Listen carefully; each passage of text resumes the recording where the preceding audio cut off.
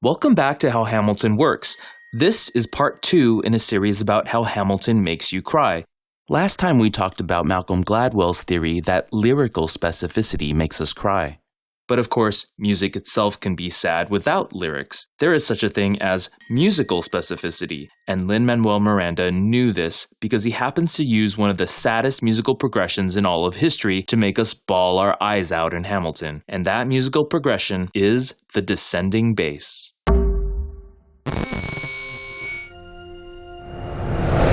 What do I mean when I say the descending bass? It's a bass that begins on the tonic and goes down by half step or whole steps. Here's a great example.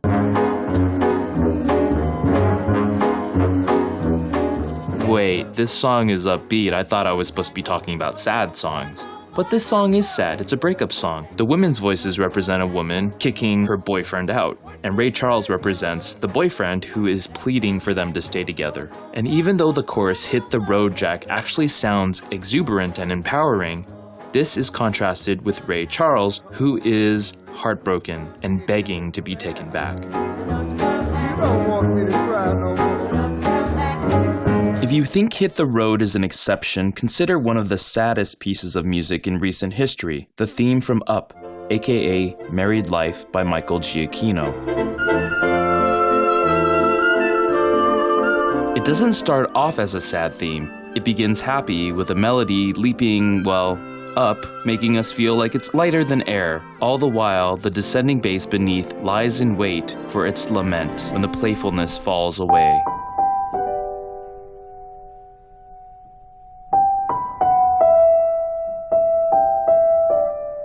And though the melody sounds joyful, all along it had been following the descending bass outline the whole time. F to E to D and then C. So even through a bittersweet film score and up-tempo rhythm and blues, the descending bass still retains its essential lament. In fact, it has represented lament all the way back to the Renaissance. Musicologist Rosand dissected what she called the descending tetrachord, or a bass line descending in tetra or 4 stepwise notes. And she says this bass was the musical representation of lament beginning as early as 1607 when Monteverdi wrote his Lamento d'Arianna. It became so popular everyone wrote descending bass laments. The reason it sounds sad, she writes, is because in its unremitting descent, its gravity, the pattern offers an analog of obsession and depression, perceptible as the expression of unrelieved suffering. As our feelings deepen, the bass literally gets deeper too, step by step gradually, almost like the color slowly draining from a picture, becoming sepia-toned. And so we're hardwired to feel our emotions tugged when we hear that descending bass. That's why this has worked across history and genres. We see it's all over Baroque music such as the chaconne and the passacaglia. We can see it in Bach's Mass in B minor, his Crucifixus, or Jesus' death scene, which uses a repeating descending bass. Chopin also used the descending bass in one of his saddest pieces, the Prelude in E minor, which was played at his funeral.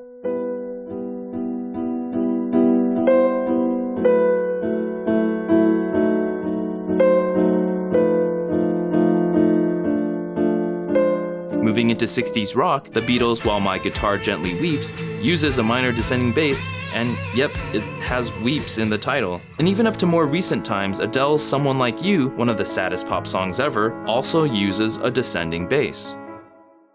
Speaking of the Beatles, You'll Be Back features a descending bass as an homage and parody of the Fab Four, who frequently used it. Just as hip-hop represents the American revolutionaries, Britpop, representing the King of Great Britain, is a brilliant idea, allowing orchestrator Alex Lacamoire to throw in fun Beatles references like this one. It's getting better all the time.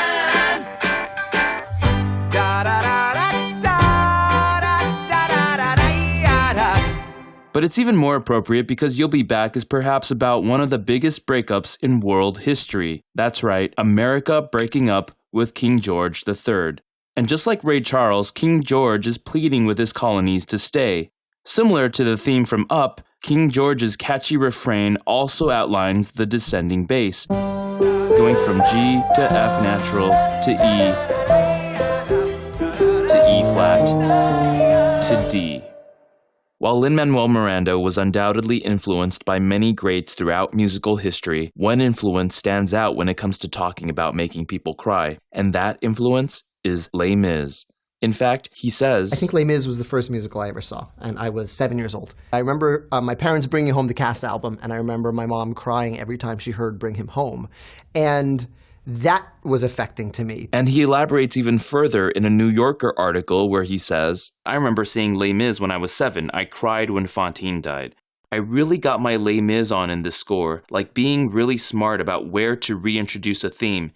In terms of how it accesses your tear ducts, nothing does it better than that show. So Les Mis taught him to reintroduce themes to make people cry, which, if you think about it, is actually the point of this entire video series. But more specifically, I think Les Mis inspired him to use the descending bass because if Les Mis is the king of making people cry, it also happens to be the king of the descending bass. It's used in a lot of the show's most memorable songs. In Who Am I? Who am I? Can I condemn this man to slavery? Pretend I do not see his agony. In I Dreamed a Dream? I dreamed a dream in time gone by. And spectacularly in One Day More. One day more.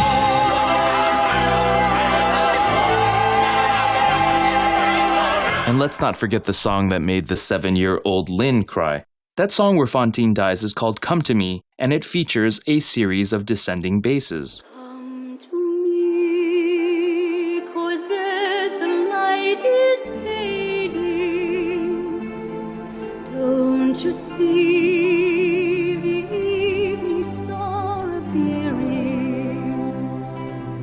Come to me and rest against my shoulder. So between the death of a major character and all these descending basses, Come to Me is pretty sad. But that's not all. As Lin says, even more sad is that it's reintroduced again and again at some of the saddest points in the show. Well, if we rewind a little, this theme is first introduced at a moment of hopefulness, when after 19 years, Jean Valjean is released from prison. Drink from the pool, how clean the taste. The hope continues as Fantine sings, But I will sing you lullabies and wake you in the morning.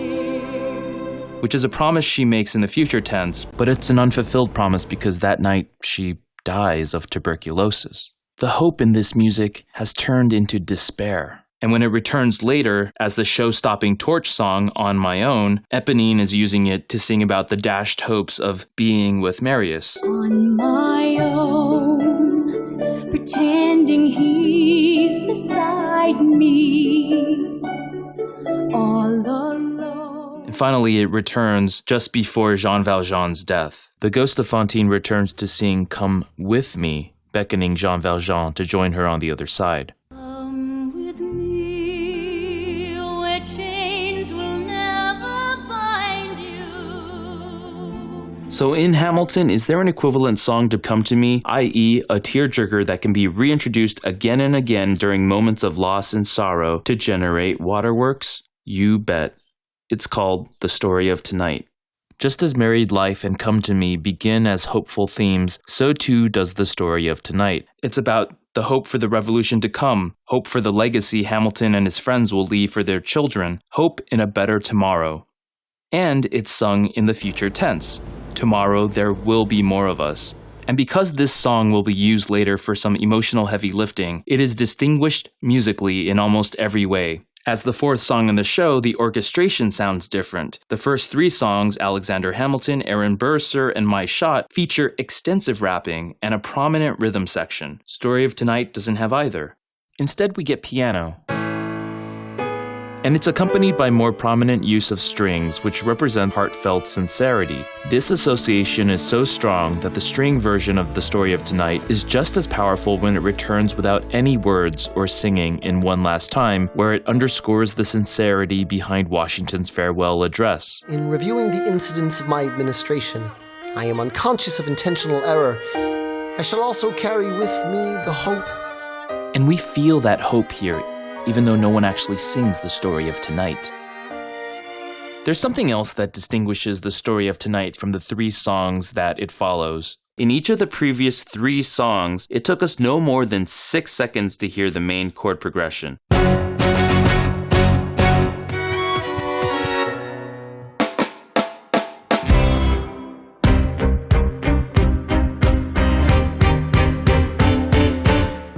In Story of Tonight, it takes 22 seconds. Why? The musical lengths it takes them to get to the main chord progression is a symbol of the struggle and persistence it takes to dedicate yourself to something important, like a revolution. When Angelica sings that she's looking for a mind at work, I can't help but think that this is what she's talking about. This is the music that represents a mind at work. And musically, it's symbolized by all the meandering to get to this chord progression. And what chord progression is being so epically set up but the descending bass?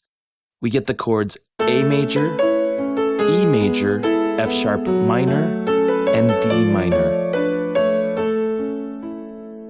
But the bass goes from A to G sharp to F sharp to F natural. The gravity of that descending bass is balanced by a melody that has an upward feel, almost as if the melody is trying to escape the gravity of that descending bass.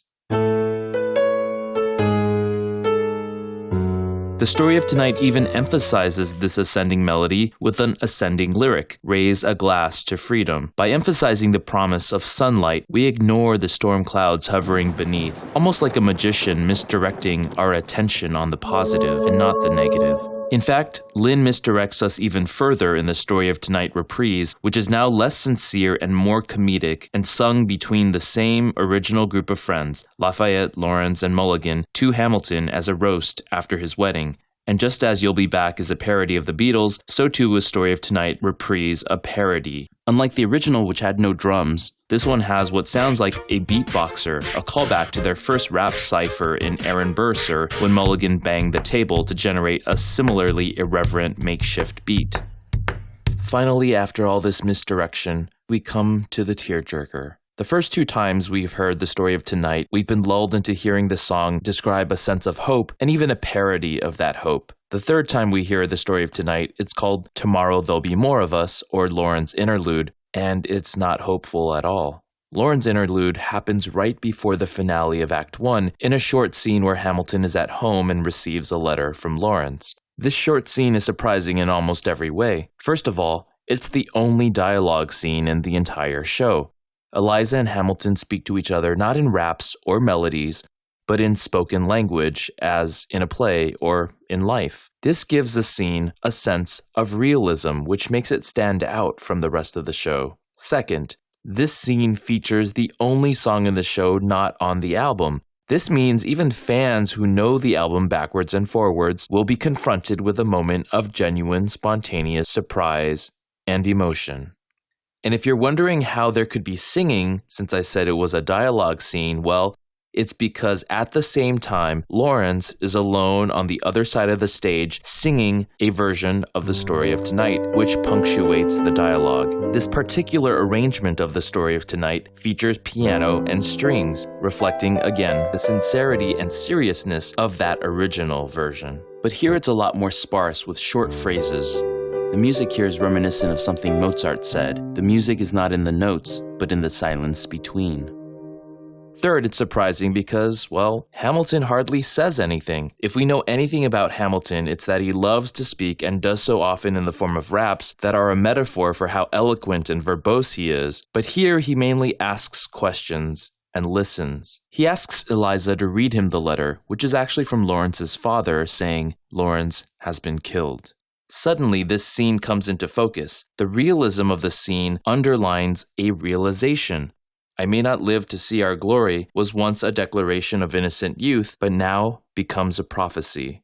We realize that the Lawrence who is singing is actually a ghost, much like Fantine visiting Jean Valjean on his deathbed. Hamilton is haunted not just by the hope that Lawrence inspired, but also the sheer amount of effort and work it took just to dare to hope. And some scholars even speculate that the two had something more than a platonic relationship. But in any case, Lawrence's hope for a better tomorrow is now a sepia-toned memory.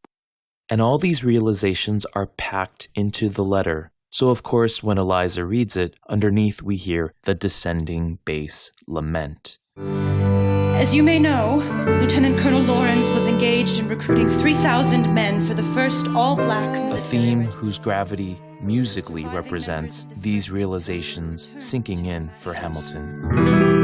Tomorrow there'll be more of us. With the burden of this unfinished future weighing on him, the usually talkative Hamilton merely says, "I have so much work to do."